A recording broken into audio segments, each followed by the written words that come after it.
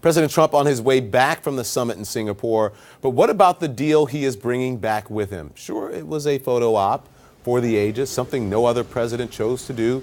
Yes, talking face to face is better than threatening it is. But will Kim Jong Un ever really give up his nuclear weapons? Even President Trump doesn't seem 100% certain what all this will amount to. I may be wrong. I mean, I may stand before you in 6 months and say, hey, I was wrong. I don't know that I'll ever admit that, but I'll find some kind of an excuse. And is it any surprise that the president, who thinks of himself as, above all, a showman, would pitch his message with a movie trailer style video, one created by the National Security Council? Two leaders, one destiny. A story about a special moment in time when a man is presented with one chance that may never be repeated. What will he choose? To show vision and leadership? Or not? Let's bring in now Republican strategist John Brabender, CNN political analyst Ryan Lizza, and propaganda expert Kevin Kosar, Vice President of Policy at the R Street Institute. So glad to have all of you on. So Kevin, since you're the propaganda expert here, let's talk to you first. What is your reaction to this Hollywood-style pitch to North Korea? Is this old-fashioned propaganda, or is it smart persuasion, maybe? It was strange, to be honest. I've never seen anything like this in a diplomatic setting. And I can't tell whether the president is crazy or crazy like a fox. This film was really something because the whole thing seemed to be playing on the vanity of Kim Jong Un. I mean, it emphasized that there are very few world historical actors amongst the billions of people who are on this earth, and that he had the moment to make a choice to make himself a man of history. It dangled this beautiful vision of what his country could become. Again, I've never seen anything like this. And yeah, it was clearly propaganda aimed at persuading the North Korean dictator. But I think the question is, did it work? All right, before you answer that, let's just play a little bit more of this movie. A new world can begin today. One of friendship, respect, and goodwill. Be part of that world, where the doors of opportunity are ready to be opened.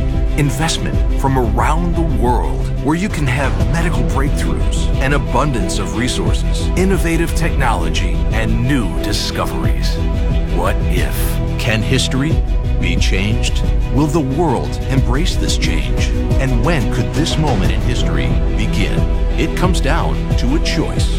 On this day, in this time, at this moment, the world will be watching, listening, anticipating, hoping.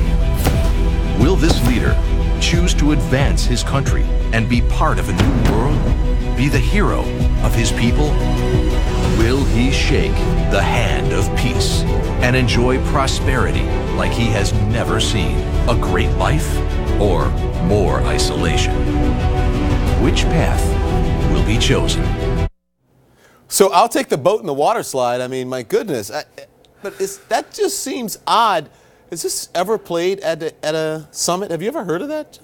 Well, I haven't, but I think everybody's missing the big story, because I think the president said he played this as a cassette on his iPad or something like that. So this was a strange way to announce the new retro iPad out there. But no, the truth of the matter is you have to separate the video from the narrative, because they're two different, or the execution from the narrative. The narrative of what he's done in this whole thing actually was pretty smart.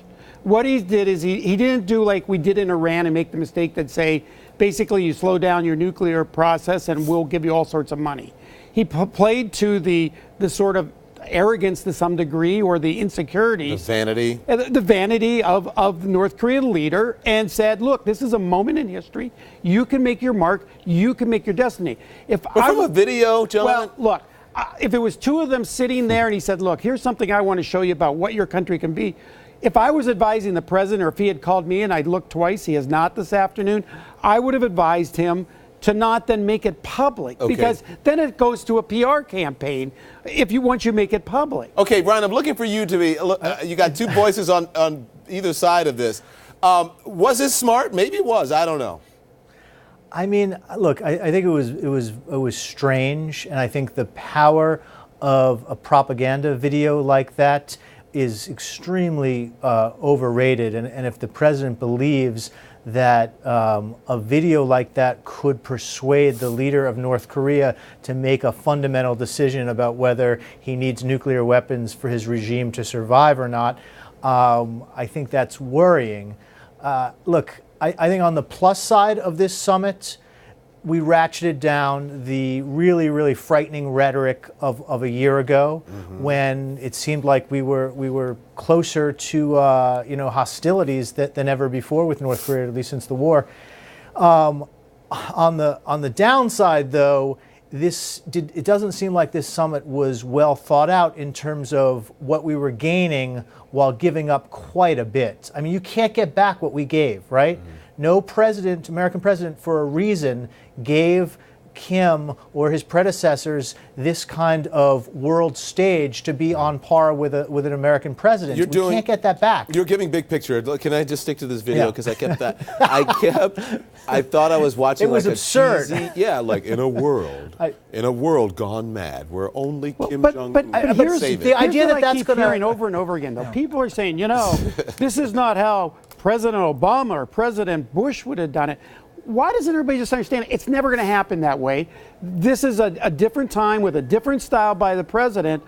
But That's not. have to. Maybe that's what they're saying. That's not what I'm saying. I'm just questioning someone who is the leader of the free world, and to have staffers. This was produced by staffers on the National Security Council. The NSC is a very high-level group. They include people like the chairman of the Joint Chiefs, General Dunford, Secretary of State Pompeo, Defense Secretary Mattis, and others when appropriate. So I'm just surprised that people of this stature would produce something that is so ridiculous. I mean, Well, but again, this even if comes it was down done to- by their staffers, this they comes would down allow it to be You played. have to sit there and say, despite all the sort of non-traditional way Donald Trump does things, he did get North Korea to the table. No, I'm not saying Donald Trump did this. I know that. I'm saying the staffers. John, but I'll John, tell you what, getting he North was Korea very to the proud of table. this. Okay, yeah, go ahead. Let him finish. Let him finish, Ryan. Well, I was going to say he was very proud of this. I mean, to him, this was a pitch book. This is going back I'm to just saying, his. John, aren't they smarter than that? Well, first of all, they're not the boss. So let's put this in perspective All right. as well.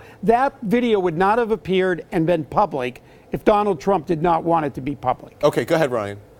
Look, like anyone else, we all hope that this look, it's always better to talk, right? It's better that these guys are talking rather than what was going on last year.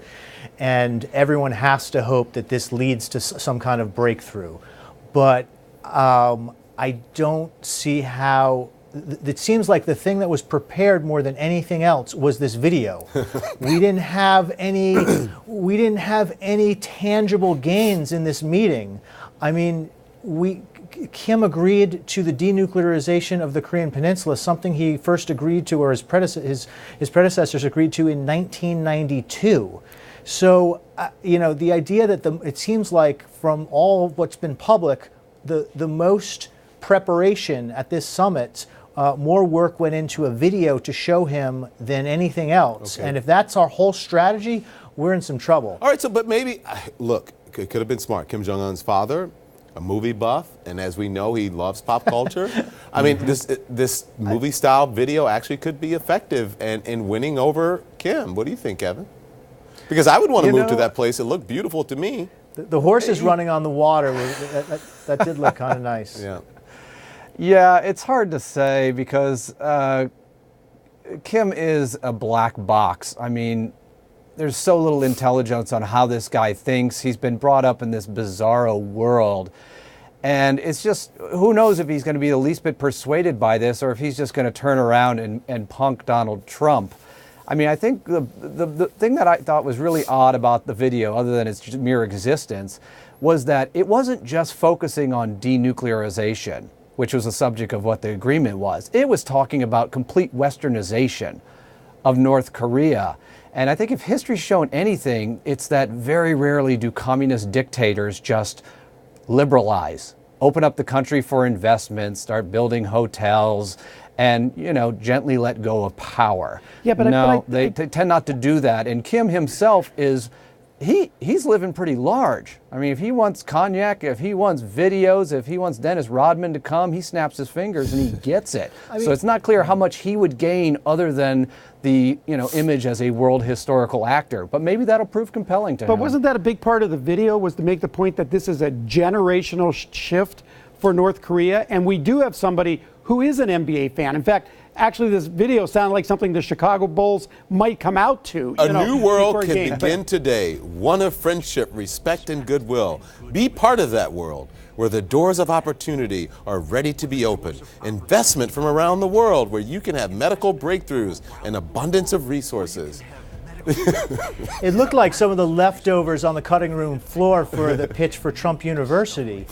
I mean, it was this literally this kind of join, like a multi-level marketing scam or something. Join the program. This is what you get. And look, if we take it seriously, right? If this is what Trump presented to Kim, rather than a sort of clear, detailed piece of writing or letter saying do X, Y, and Z, and you will get A, B, and C.